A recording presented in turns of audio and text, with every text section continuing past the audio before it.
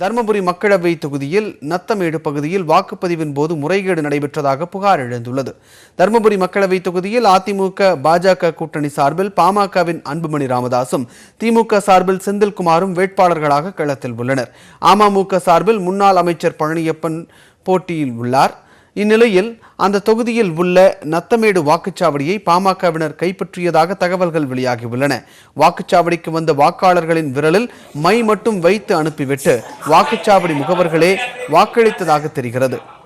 இது தொடர்பாக தி ஹிந்து ஆங்கில நாளிதழில் வெளியான செய்தியில் நத்தமேடு வாக்குச்சாவடியை பாமகவினர் கைப்பற்றி தேர்தல் அலுவலர்களை மிரட்டி தாங்களாகவே வாக்குகளை செலுத்திக் கொண்டதாக தெரிவிக்கப்பட்டுள்ளது. மேலும் ஒரு சில நபர்கள் மட்டுமே பல வாக்குகளை பதிவு செய்ததாகவும் தி ஹிந்து நாளிதழில் குற்றம் சாட்டப்பட்டுள்ளது.